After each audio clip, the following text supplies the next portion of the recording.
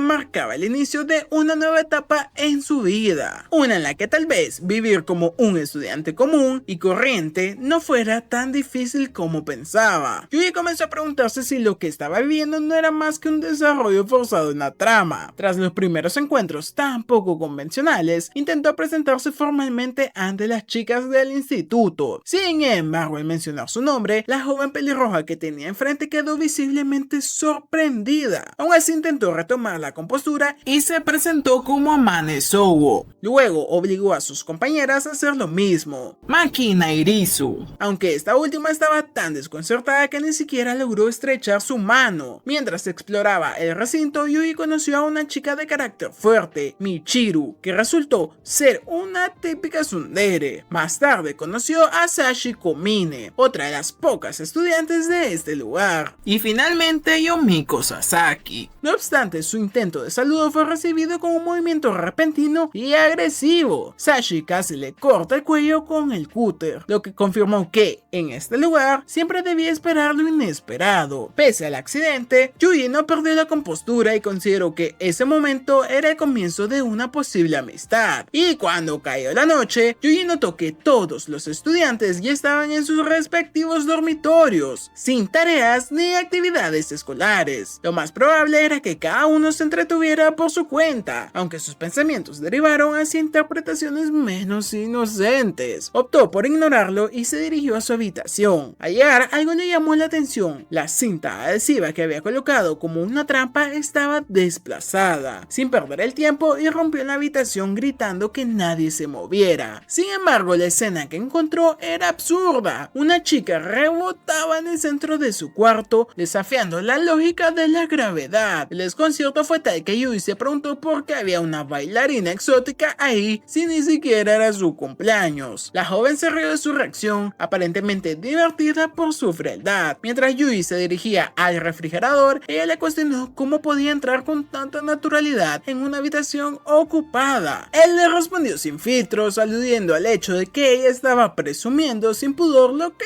llevaba puesto. Ella no pareció ofenderse y tras algunos intercambios comentó que él parecía estar estar habituado a tratar con mujeres, por lo que le preguntó si tenía una hermana mayor. Yuji confesó que solía tener una, pero que falleció. Al oír esto, la joven se disculpó por haber tocado un tema tan delicado. Aún así le pidió saber el nombre de su hermana, y al escuchar que era Cookie, reaccionó con una sorpresa evidente. Luego terminó de cambiarse y le preguntó cómo se veía, pero Yuji, con su humor ácido, respondió con una comparación cruel que provocó daño emocional instantáneo. Curiosa por los objetos en su mesa, le preguntó qué eran, y Yuji le explicó que era su cena, compuesta por comida instantánea, lo que ella consideró inaceptable. Se ofreció a prepararle la cena, proclamando que a partir de ese momento sería su nueva hermana mayor. Cuando ella se marchó finalmente, Yuji reflexionó. Recordó que esa mañana había dejado su puerta cerrada y ahora no había signos de forzamiento. Dedujo entonces que la chica había sido capaz de abrir la puerta sin dejar ningún rastro. Por su parte, ella también se sumió en sus recuerdos. Pensó en el accidente del autobús escolar que cayó por un acantilado y las escenas traumáticas que presenció ese día. En su mente pronunció una frase que me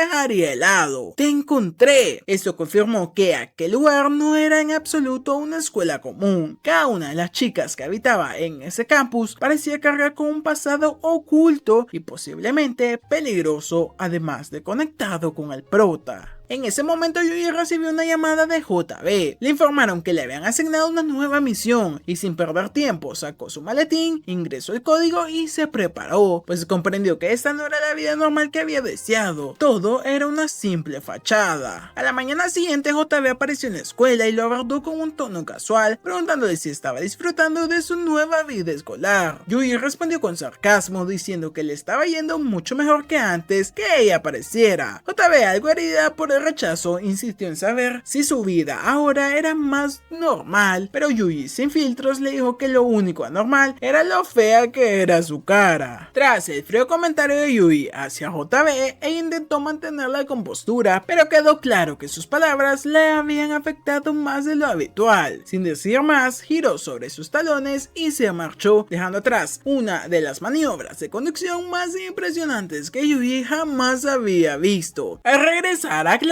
Yumiko le preguntó con un aire inquisitivo quién era esa mujer rubia con la que había estado hablando. Yuji, sin darle demasiada importancia, le respondió que simplemente era su jefa. Cuando ella quiso saber a qué se dedicaba, él lo simplificó, diciendo que su trabajo consistía en limpiar la basura, una forma cruda pero precisa de describir su oficio. Sin embargo, Yumiko cambió de tono la conversación. Le dijo que había algo importante que quería saber y le preguntó directamente cuál era su relación con aquella mujer. Yuji, sarcástico, respondió que si acaso parecía alguien que tuviera novia, y a pesar de su forma de hablar, Yumiko admitió que no le importaba tanto lo que hacía, mientras no tuviera a alguien más. Yuji entonces notó que Michiru había estado escuchando todo desde la distancia. Aunque fingía indiferencia, de manera torpe y típica de su personalidad, lanzó un insulto disfrazado de provocación, tratando de desviar la atención. Más tarde, mientras Yuji regresaba de su entrenamiento diario, observó a Mane rondando por su habitación. Ella se escabullía con cautela, murmurando frustrada por no poder darle un beso de buenos días. Él comprendió que lo más probable es que ella supiera que él ya la había notado y que tal vez todo era parte de un juego para provocar su atención. Mane rebuscaba entre su ropa, olfateando sus camisas y repitiendo en voz baja cuánto le enloquecía su aroma. Luego se tumbó en la cama, dramatizando su deseo de que Yuji no la detuviera. Desde su perspectiva, Yuji empezó a notar que lo que tenía delante era una obsesión disfrazada de afecto. Decidió entonces entrar en la habitación justo cuando ella seguía con su acto, y al verlo, ella se sobresaltó, queriendo saber cuánto tiempo llevaba ahí. Yuji, imperturbable, le confesó que la había estado observando desde el principio, diciéndole que al menos había tenido la suerte de que lo notara antes de que hiciera algo peor. Molesta, lo echó a gritos. Y ese mismo día, durante la clase de gimnasia, Mane se torció el tobillo. Yuji actuó con rapidez y la cargó para llevarla hasta la enfermería. Ya adentro y tras atender su lesión, él se dispuso a marcharse, pero ella se aferró a él, suplicando de que no se fuera tan pronto. Cansado de la situación, Yuji le pidió que hablara con claridad, y entonces Mane se le confesó. Le dijo que quería estar con él, que lo amaba desde el primer momento y que creía que él necesitaba necesitaba desesperadamente algo que le diera motivos para seguir adelante, pero el prota, acostumbrado a proteger sus emociones, la rechazó con dureza. Aún así, ella no se rindió y le propuso ser al menos su hermana mayor. Él, irónico, le recordó que no estaban en el norte, y ella, al borde de la frustración, le suplicó que no aplastara sus esperanzas por completo. Así que Yuji accedió a seguirle la corriente por el momento. Ella comenzó a acariciarle la cabeza como lo haría una hermana con su hermanito, pero él no dejaba de preguntarse por qué actuaba de esa forma tan extraña. Más tarde durante las clases, Amane apareció con Makina para entregarle su regalo. Yuji, aún confundido, no comprendía por qué ella se esforzaba tanto por involucrarse en su vida cotidiana. Amane, algo apenada, confesó que solo lo hacía para sentirse mejor consigo misma. De repente, sin previo aviso, le empujó una pieza de carne en la cara. Aunque Yuji admitió internamente que tenía buen sabor, también sintió una opresión interna. Era un sentimiento nuevo, inesperado y profundamente humano. Fue entonces cuando comprendió el origen de esa sensación. Desde la muerte de Asako había hecho todo lo posible por distanciarse de las personas, como un mecanismo para no volver a experimentar ningún tipo de dolor. Sin embargo, en ese momento entendió que quizás necesitaba más de lo que pensaba una vida normal, sencilla y cálida. Semanas más tarde, Yuji decidió hacer un viaje en bicicleta junto a Makina para visitar la tumba de Asako y celebrar su cumpleaños. Al llegar a su antigua casa, encontró un retrato dejado por Hotabe que mostraba a los tres juntos, como una familia. Yuji le pidió a Makina que guardara ese momento como un secreto entre ambos. Cuando el sol comenzaba a ocultarse, Yuji visitó la tumba de Asako finalmente y se quedó un largo rato en silencio, acariciando la piedra, perdido en los recuerdos. Le presentó a su nueva amiga, Makina, y le agradeció por haberlo criado, por haberle enseñado a vivir, a sentir y a resistir. Esa noche, antes de dormir, Yuji llamó a Hotabe para informarle dónde había estado y despedirse con un tono inusualmente suave, refiriéndose a ella por su nombre real, Julia. Luego, justo antes de entrar nuevamente en casa, alzó la vista hacia el cielo estrellado y pensó en Asako una vez más. Recordó que aquella noche su mentora simplemente le había dicho que las estrellas eran bonitas. Era un pensamiento sencillo, pero que lo marcó profundamente. Una vez de regreso en Japón, Hotabe lo llevó a casa en auto. Cuando él se preparaba para bajar, ella lo detuvo brevemente, le tomó el brazo y le dio un beso en la mejilla. Después se marchó, dejándolo totalmente confundido. Yuji no sabía si era un gesto afectivo genuino o algo más. Lo único claro era que esa sensación que le provocó era más duradera que cualquier emoción que su rifle de francotirador pudiera disparar. Al entrar a su habitación se encontró con Amane, quien había planchado toda su ropa. Ella lo recibió con una sonrisa cálida, preguntándole si quería comer o ducharse primero. Yuji no respondió de inmediato. Lo que rondaba por su mente era la insistencia de Amane en comportarse de forma tan cercana con él. Le pareció que había una intención detrás de su actitud tan amable, y fue entonces cuando ella confesó que lo suyo había sido amor a primera vista. Para él era todo demasiado conveniente, pero aún así no la detuvo. Durante la cena que ella misma le había preparado, Amane recibió un correo de una de las otras chicas. En él se le preguntaba qué estaba haciendo con esa rubia tonta y solitaria. Yuji, sin rodeos, confirmó que aquella afirmación era acertada. Hotabe era su jefa y también era alguien importante en su vida. Amane, fingiendo que le creía, asumió que él solo estaba tratando de ponerla celosa. Por eso se acercó a él y con un gesto impulsivo lo abrazó. Aseguró que si él no la besaba, no podría evitar ponerlo celoso más adelante. Yuji, viendo que la situación estaba saliéndosele de control, decidió darle una lección. Se acercó a ella y le pidió que cerrara los ojos para después besarla. Amane se apartó un instante después, atónita. Afirmó que había sido su primer beso, pero también sospechó que él mentía, ya que besaba con demasiada naturalidad. Yuji con calma le aseguró que sería más cuidadoso la próxima vez. Esas palabras la desconcertaron y se preguntó si eso implicaba que volvería a besarla en un futuro. Yuji fue honesto, dijo que enamorarse de él era decisión de ella y que si bien no podía prometer estar con ella para siempre, al menos aceptaba esos sentimientos. Sin embargo, le pidió algo concreto, que si alguna vez desaparecía o moría, no llorara por él, que lo olvidara en un año. Y Amane, como vida, aceptó esas condiciones, pero antes le preguntó si realmente él sentía algo por ella. Yuji fue directo, admitió que no entendía del todo sus sentimientos, pero que definitivamente le gustaba o le parecía atractiva. Esa simple confesión bastó. Amane cayó de rodillas, temblando de felicidad sin poder creer que ahora era oficialmente su novia. Yuji, incómodo, le ayudó a levantarse, pero ella dijo que se sentía vulnerable y le dio permiso para desarrollar toda la trama de ella. Sin embargo, al notar que sus manos temblaban, Yuji le dio una suave palmada en la cabeza y le pidió que no se dejara llevar. Amane intentó explicar que todo comenzó como amor a primera vista, pero mientras hablaba, sus ojos comenzaron a llenarse de lágrimas. Yuji, aún más confundido, le preguntó por qué lo hacía. Entonces ella comenzó a revelar la verdad. Le habló de la escuela a la que había asistido y le preguntó si el nombre de Cookie le decía algo. Al escuchar eso, Yuji quedó paralizado completamente. Era el nombre o el apodo que le había dado a su hermana. Amane continuó y le explicó que 6 años atrás, el autobús escolar donde viajaban cayó por un acantilado. Todas las niñas desaparecieron menos ella. Y entonces Amane reveló que, desde que escuchó su nombre completo, había sabido que él era el hermano de Kazuki, pero no se atrevía a decírselo. Aún así, tenía algo que quería mostrarle. Se retiró por unos minutos y regresó con un diario que había escrito desde aquel fatídico día. Yuji lo abrió con manos temblorosas y en una de las primeras páginas narraba el recuerdo del accidente. Era un día soleado y el autobús del equipo de baloncesto regresaba a la escuela. Todo parecía normal hasta que una de las llantas se pinchó. El autobús perdió totalmente el control y sin poder evitarlo cayó por un acantilado. El vehículo quedó completamente destrozado y ninguna de las niñas fue encontrada, salvo Amane. Después del brutal accidente, ella despertó en medio del caos, pero Kazuki ya había asumido el control. Le entregó sus gafas y le pidió que se bajara del autobús. En medio de la incertidumbre, Kazuki reflexionó a quién debía de rescatar primero y con lógica implacable decidió empezar por la chica que más odiaba. Pensaba que si la dejaba para el final, quizás no tendría energía suficiente para salvarla y en ese caso sería la más fácil de omitir. Su manera de pensar era dura pero eficiente. Una vez que todas las chicas fueron rescatadas del autobús del siniestro, Kazuki intentó buscar señal telefónica pero no hubo éxito. Ninguna de las estudiantes tenía conexión y para colmo la brújula tampoco funcionaba. La zona estaba completamente rodeada por acantilados imposibles de alcanzar y el único camino disponible era una densa y peligrosa selva. De regreso en el improvisado campamento, Ritsu confirmó que la profesora había sufrido una conmoción cerebral leve. Jiriruko presentaba una fractura en las rodillas, Sakurai tenía un corte profundo en el estómago y Kanade se había golpeado en la cabeza. Así que Kazuki asumió el rol de médica improvisada y ordenó hervir agua para poder cerrar las heridas. Aunque su propio brazo estaba fracturado producto de haber usado su cinturón de seguridad como amortiguador, se dedicó completamente a atender las heridas de las demás sin quejarse. Comenzó tratando a Kanade argumentando que al ser la menos grave no se perdería tiempo si el resto de las heridas resultaban fatales, un razonamiento que, aunque crudo, mostraba su enfoque clínico. Amane, que observaba todo, se preguntó si Kazuki tenía algún amigo, a lo que la propia Kazuki le respondió que en ese momento su única amiga era ella. Cuando el profesor finalmente recuperó el conocimiento, Kazuki le explicó lo que había sucedido. Especuló que un fragmento de metal, probablemente caído del camión que iba adelante, fue lo que provocó el pinchazo del neumático y por ende el accidente. Ante la sugerencia del profesor de quedarse en el lugar esperando el rescate, Kazuki se opuso con firmeza, pues los víveres eran escasos y permanecer ahí solo los llevaría a una inanición. Aún así, el presidente del grupo la tachó de insensata por proponer que sobrevivieran atravesando las montañas. Kazuki, sin mostrar emociones, se disculpó por haber cruzado la línea, pero Amane notó algo extraño en esa disculpa. Comprendió que Kazuki no lo decía por respeto al presidente, sino porque sabía que, eventualmente, él tendría que reconocer que ella tenía razón. Sin embargo, para Amane, esto no era el momento para egos ni estrategias. Estaban jugando con vidas humanas. Durante la noche, mientras las chicas descansaban en sus carpas, Amane se preguntaba qué estaría haciendo Kazuki. Para su sorpresa, la encontró leyendo un libro. Resultaba que ella poseía una memoria fotográfica, por lo que con solo ver una imagen una vez podría recordarla palabra por palabra y acceder a su contenido mentalmente cuando ella quisiera. Al día siguiente, la desesperación comenzaba a a crecer. Una de las chicas intentó lanzar su teléfono al aire para conseguir algo de señal, pero fue totalmente inútil. Mientras exploraban los alrededores del bosque, Amane encontró a Kazuki escondida entre unos arbustos. Le explicó que solo estaba recogiendo hierbas comestibles. A pesar de que algunos creían que el rescate llegaría en 3 días, ella sabía que debían prepararse para lo peor. Amane le pidió que no se fuera sola, pues estaba preocupada por su seguridad. Esa simple muestra de afecto tomó por sorpresa a la propia Kazuki, quien no esperaba que alguien se preocupara sinceramente por ella en ese lugar. De regreso al campamento, una de las chicas le dijo a Amane que se quedara cerca de Kazuki, ya que ésta solía encerrarse en sí misma cuando estaba sola. Le confió también una frase secreta que debía decirle si alguna vez discutían, susurrándosela al oído. Dentro de la tienda, Kazuki y Yane atendían a otras 2 chicas heridas. Le advirtieron que no deberían rascarse las heridas, sin importar cuán molestas estuvieran. Mientras tanto, de Ryo comenzaron a recoger agua embotellada. Kazuki, en un extraño gesto de consideración, le dijo a Amane que no le molestaría si quería cambiar de grupo para emparejarse con otra compañera. Pero Amane recordó la frase secreta que le habían enseñado y aprovechó ese instante para confesar que Kazuki le gustaba más que cualquiera de las otras chicas. Al principio no estaba segura de si Kazuki sentiría lo mismo, pero al ver cómo se sonrojaba, supuso que las palabras habían tenido efecto, y luego, sin previo aviso, la abrazó dentro del agua. Antes de que Kazuki pudiera reprender a Amane por su repentina confesión, unos sonidos distantes interrumpieron cualquier otra reacción. Un helicóptero sobrevolaba la zona. Las chicas, llenas de desesperación, comenzaron a gritar con todas sus fuerzas pidiendo ayuda. Fue entonces cuando Amane tuvo una idea. Corrió directamente hacia el autobús accidentado y comenzó a accionar la bocina repetidamente, esperando que ese sonido se atrajera de vuelta a los rescatistas. Por un breve instante pensaron que funcionaría, pero el helicóptero nunca volvió. Esa noche Kazuki permaneció despierta vigilando el campamento. Al llegar el tercer día, la tragedia empezó a manifestarse de forma cruda e inevitable. Algunos cuerpos comenzaron a descomponerse, y ante esa dura realidad, el profesor cargó los cuerpos sin vida de las chicas y las enterró en el bosque. A cada paso el silencio era más pesado y Amane, por su parte, no podía evitar preguntarse si alguna vez llegaría la ayuda o si terminarían todos igual que sus compañeras fallecidas. Mientras recogían algunas flores del bosque, Kazuki le confesó a Amane que tenía un hermano menor. Sin embargo, reveló que sus propios padres lo veían como inferior a ella, como alguien sin valor, y a pesar de ello, ella decidía quererlo profundamente. Y aquella confesión tan humana tocó a Amane, quien no pudo evitar romper en llanto. Lo único que deseaba era regresar a casa, y Kazuki, por primera vez con un gesto enteramente empático, la abrazó con fuerza y le prometió que haría todo lo posible por llevarla de vuelta. El cuarto día trajo consigo la escasez. El quinto día fue prácticamente perdido, ya que la lluvia no cesó en todo el día. Para el sexto solo quedaban 10 zanahorias. Entonces surgió un problema, faltaba una. Ritsu fue la primera en notarlo y Kazuki sospechó que alguien la había tomado en secreto, pero no quiso sembrar paranoia entre el grupo. En su lugar decidió cortar las zanahorias en pedazos y reorganizarlas con la habilidad hasta que parecieran 11 porciones. Explicó que ese era un rompecabezas clásicos. Este pequeño truco ayudó a mantener la calma, pero también dejó en claro que su nivel de inteligencia y control de la situación era inquietante para Amane, quien empezaba a sentir algo de miedo de ella. El séptimo día marcó otro deterioro. Las chicas heridas ya no tenían apetito, y cuando el presidente del club abandonó la tienda, Kazuki ofreció una disculpa. Había tardado en notar algo crucial. Hiruka no había estado comiendo por vergüenza, pues temía que descubrieran que había perdido el control de su propio cuerpo. Kazuki se dedicó a consolarla en silencio. Mientras tanto, Amane, desde la distancia, observaba esa dulzura que nunca le había sido mostrada. Intrigada, se acercó por detrás y notó una herida en el propio cuello de Kazuki. En ese momento, Amane vio como Kazuki intentaba detener el sangrado de su cuello, succionando lo que posiblemente era veneno o alguna infección. La desesperación y la entrega eran totales. En el octavo día, Kazuki le prometió que estaba dispuesta a sacrificarlo todo para protegerla. Le declaró que la amaba. Para el noveno día, ya sin recursos ni orientación, la profesora tomó la decisión de adentrarse sola en el bosque, buscando una salida o ayuda, pero esa esperanza se desvanecía con cada minuto. Al décimo día estuvo marcado por otra lluvia interminable, y dentro de la tienda, Kazuki intentaba mantener su cordura, escribiendo algunos pensamientos en su diario. Aunque Amane le pedía que dejara de hablar hablar en voz alta. Como forma de levantar el ánimo, Kazuki le ofreció caracoles para comer, pero Amane comenzaba a perder la paciencia. La desesperación se colaba hasta en los más pequeños detalles. En la misma tienda, Kazuki descubrió que una de las chicas tenía gusanos saliendo de su herida. La infección se había salido de control. Sin embargo, con frialdad le pidió a Amane que se encargara de Hiruka. Mientras trataba a la joven, ella solo se repetía una y otra vez su deseo de ser transportada a otro mundo, pues su mente ya no estaba en este. En el 11º día, el deterioro mental ya era evidente, y una de las chicas comenzó a perder la razón por completo. Otra se lamentaba porque su perro, que había tenido fiebre, comenzaba a mejorar, una reacción que mostraba como la lógica ya se había distorsionado totalmente. La única esperanza que sostenía el grupo era que la profesora pudiera regresar con ayuda, pero esa esperanza era cada vez más tenue. En su desesperación, las chicas comenzaron a alimentarse de insectos y beber agua sin purificar. Esto les causaba fuertes dolores estomacales durante las noches. Sin embargo, cada vez que cerraban los ojos para dormir, al menos por unos minutos, podían escapar del infierno en el que estaban atrapadas. El día 12 trajo consigo otra pérdida. El perro de Komori falleció. La escena fue dolorosa, pero Kazuki, pensando en la supervivencia del grupo, sugirió que lo comieran. Komori lloró desconsoladamente, pero aceptó el trato. Alguien debía encargarse del sacrificio, así que Kazuki tomó la responsabilidad. Aunque apenas había carne suficiente, todas lloraron al recibir ese pequeño bocado. A pesar del horror, aquel sabor quedaría grabado en sus memorias para el resto de sus vidas. Con un solo fragmento de alimento, sus existencias se extendieron un poco más. Pero la tragedia no había terminado aún. El día 13 llegó y con él la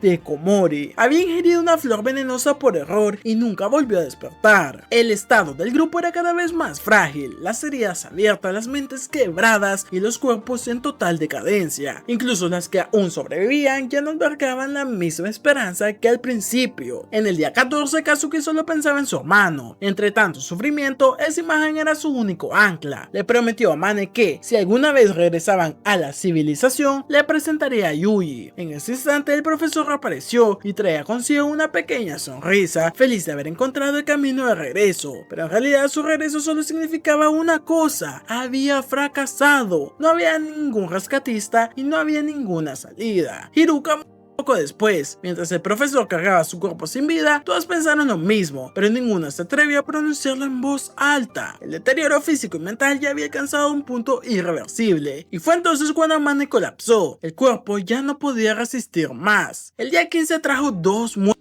Y aunque suena cruel, Amane no podía dejar de pensar que ahora había dos bocas menos que alimentar. La humanidad que quedaba en ella se desmoronaba lentamente. Todas empezaban a desear en secreto que las otras murieran primero. Pero en medio de este escenario lúgubre, el presidente del club regresó con una noticia. El profesor lo había logrado atrapar un ciervo. Traía consigo carne de venado, algo que podrían cocinar y aprovechar. Era un gesto de aparente salvación temporal. Amane corrió a contarle a Kazuki que había conseguido carne, pero ella se negó a probarla. Sospechaba que podía estar contaminada y que comerla solo aceleraría sus muertes. Viendo que Kazuki rechazaba la comida, Amane decidió hacer lo mismo. Esa noche Kazuki despertó a Amane con urgencia. Le mostró algo alarmante. El presidente y el profesor se dirigían al bosque. Aquella era la oportunidad que habían estado esperando. Era hora de huir. Kazuki le dijo a Amane que iban a abandonar ese lugar. Querían de otro sitio su hogar y no había tiempo para dar explicaciones. Le pidió que se diera prisa y no mirara atrás. Mientras avanzaban entre árboles y ramas, Kazuki le prometió que le mostraría la verdad y lo hizo. Al llegar a cierto punto le pidió que observara y Amane vio madera y naturaleza a su alrededor hasta que sus ojos se toparon con un uniforme escolar entre la vegetación. Gritó de comprender. Había alguien escondido. El profesor los había seguido. Kazuki se giró y sin dudarlo lo golpeó con su mochila, dejándolo completamente inconsciente. Amane se preguntaba si todo aquello era real o un sueño, pero Kazuki le dijo con seriedad que era mejor dejar de ver a los demás como humanos, pues en su situación seguir creyendo eso solo las pondría en peligro. Sakuma apareció entonces, pero Kazuki la desesperó. desestimó y estaba del otro lado. Era una causa perdida. Corrieron, era la única opción que tenían, era la regla no escrita de ese nuevo mundo: correr o morir. Amane se quebró, cayó al suelo y lloró desconsoladamente, pero Kazuki la abrazó, recordándole que ella había prometido salvarla de ese infierno. Sin embargo, la esperanza se extinguía rápido. Las chicas del campamento comenzaron a buscarlas gritando sus nombres. Ya no era solo una huida, era una cacería. La habían convertido en enemigas. Kazuki trató de escapar, pero fueron descubiertas. Amane tropezó con una rama y su cuerpo no respondió más. Le dijo a Kazuki que siguiera sin ella, y antes de irse, Kazuki le entregó su mochila y un mapa. Le señaló el camino hacia la salida del bosque y le dijo que no mirara atrás. Sin importar lo que pasara, era una despedida sin ningún tipo de garantías para ninguna. Amane corrió, pero en su mente la certeza era dolorosa. Kazuki no iba a lograr sobrevivir, se iba a sacrificar por una cobarde como ella. En un último vistazo la vio luchando con las otras chicas, pero a pesar del caos, Kazuki le dedicó una sonrisa, una que decía que todo estaría bien. Los días pasaron, pero Amane no sabía cuántos, solo sabía que seguía viva. No comió los dulces de la mochila, los guardaba por si algún día Kazuki le cansaba, tal vez aún debía de necesitarlos. Un día, sin saber cómo, llegó al final, o al menos eso creyó. Frente a ella aparecieron las siluetas de sus compañeras, incluso Kazuki por un instante, pero pensó que eran solo fantasmas. Intentó acercarse, pero terminó colapsando. Sus fuerzas se extinguieron justo cuando un coche pasaba cerca. La habían encontrado. Amane abrió los ojos frente a un campo de coles, llorando. Comenzó a comer con desesperación. Había sobrevivido sola, pero viva. Después de haber logrado salir del bosque, Amane regresó a su antigua vida, o al menos lo intentó, pero el mundo no la perdonó. En la escuela comenzó a ser acosada sin descanso. La señalización social fue implacable. Muchos la acusaban, la señalaban con desprecio, incapaces de entender cómo alguien que había vivido algo tan atroz podía seguir adelante como si nada hubiera pasado. La consideraban incluso repugnante. Cada mañana Amane despertaba con náuseas y vomitaba. Ninguna terapia, ningún intento de sanar podía borrar la culpa que sentía por haber sido la única sobreviviente del accidente. El peso de estar viva era insoportable. Entonces, cuando su mundo parecía colapsar por completo, alguien apareció, un hombre perfecto, destinado, según ella, a castigarla por sus pecados. Ese hombre era Yuji. En sus propias palabras, Amane confesó que había callado por demasiado tiempo como una cobarde. Admitió que había sacrificado a su hermana y que su deseo más profundo era poder convertirse en ella. Como forma de compensarlo, que le arrebató a Yuji. Yuji, confundido, se preguntó si Amane realmente se había acercado a él por culpa y no por amor. Ella lo confirmó. Al principio todo era culpa. Vivía por él como una forma de castigo, pero con el tiempo su corazón comenzó a cambiar. El amor nació en medio de ese dolor. Raro, porque según apenas se conocen, pero bueno, ese amor para ella era la peor tragedia, porque si lo amaba ya no podía morir por él, y si no moría por él no podía ser perdonada. Por eso decidió contarle toda la verdad y también despedirse, pero Yuji no respondió como ella esperaba. En lugar de matarla, le dio un golpe en la cabeza y le dijo que si no podía soportar siquiera eso, era demasiado débil para pedir su muerte. Le ordenó que dejara de disculparse, que dejara de actuar como su hermana, porque él ya tenía una y no necesitaba otra. Le pidió algo de tiempo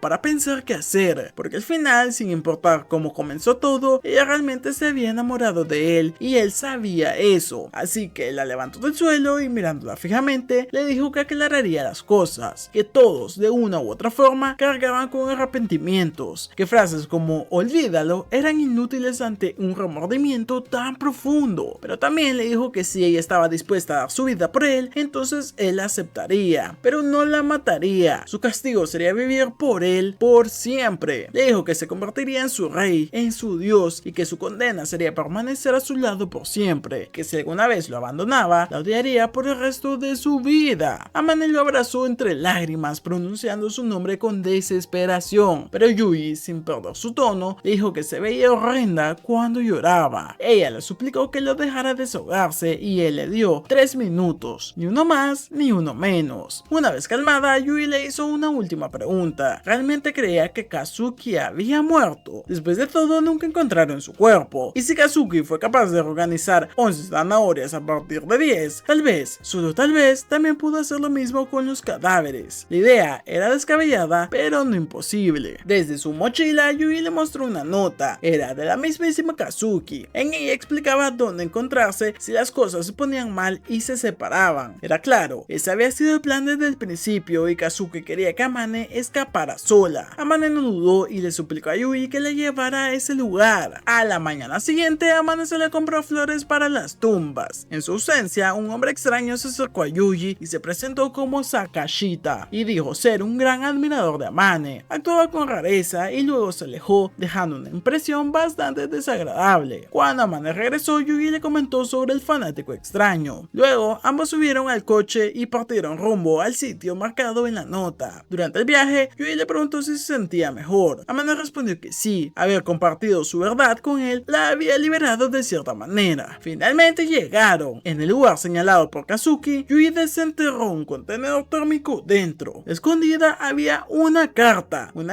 dirigida a Amane. Para mi amiga Amane, si estás leyendo esto, entonces han pasado algunos años. La carta de Kazuki revelaba una verdad devastadora. Los cuerpos de sus compañeras no habían caído por inanición o por heridas, sino por haber comido la carne de Jiruka, quien al parecer estaba infectada con una enfermedad letal. Solo Amane había sobrevivido porque nunca consumió a su amiga. Kuki, quien redactó la carta, interpretó esto como el último acto de amor de Jiruka, haber salvado a Amane por respetar su cuerpo. Y aunque era cierto que Amane probablemente estaba agradecida con Kazuki por arriesgar su vida para protegerla, Kuki también tenía una última solicitud. Como forma de pago por haberla salvado, le pidió a Amane que ayudara a su hermano si alguna vez lo veía caer en la oscuridad. Dijo que Yui era un cobarde sin esperanzas, un inútil incluso, pero seguía siendo su hermanito y su mayor arrepentimiento era dejar este mundo sin poder verlo florecer. Su último deseo, que Amane lo cuidara, que lo ayudara y que si la vida les daba la oportunidad pudieran encontrarse una vez más, porque para Kazuki Amane no era solo una compañera, era la mejor amiga que jamás había tenido. El mensaje fue demoledor por donde lo veas. Amane se preguntó si Kazuki aún podía estar viva y Yuji por su parte no tenía una respuesta clara, pero no dudaba que la carta era auténtica. Ese lugar conmemorativo en el bosque tenía ahora un sendero, como si alguien hubiera salido de ahí, pero nadie podía haber previsto el lugar exacto a donde ir. Fue en ese momento cuando Yuji notó algo extraño. Uno de los nombres en la lápida era Sakashita. Al regresar juntos a casa, Amane recibió una llamada de uno de sus amigos, pero cuando contestaron, lo que escucharon no fue una voz familiar, sino la de un hombre inquietante. Como Seka dijo ser el padre de la presidenta del club de chicas y no venía en son de paz. Afirmó que había regresado para castigar a Amane por lo que pasó en el bosque. Obligó a todas las chicas a entregar sus teléfonos. Sin embargo, una de ellas, en secreto, dejó a Yui en la línea para que pudiera oír todo. Justo antes de colgar, Yui notó que la llamada aún estaba activa, así que sin perder el tiempo comenzó a conducir a toda velocidad rumbo a la escuela y envió una solicitud de respaldo de inmediato a la agencia. Contactó a JD y el resto del equipo. Y hasta aquí vamos a dejar esta parte del resumen. Aún falta la parte final, donde viene todo lo bueno y sobre todo viene la conclusión del arco de las chicas y el autobús. Así que si no te lo quieres perder, no olvides dejar tu like, comentar, compartir y por supuesto ver los videos que te estoy dejando en pantalla, que estoy seguro que te van a encantar.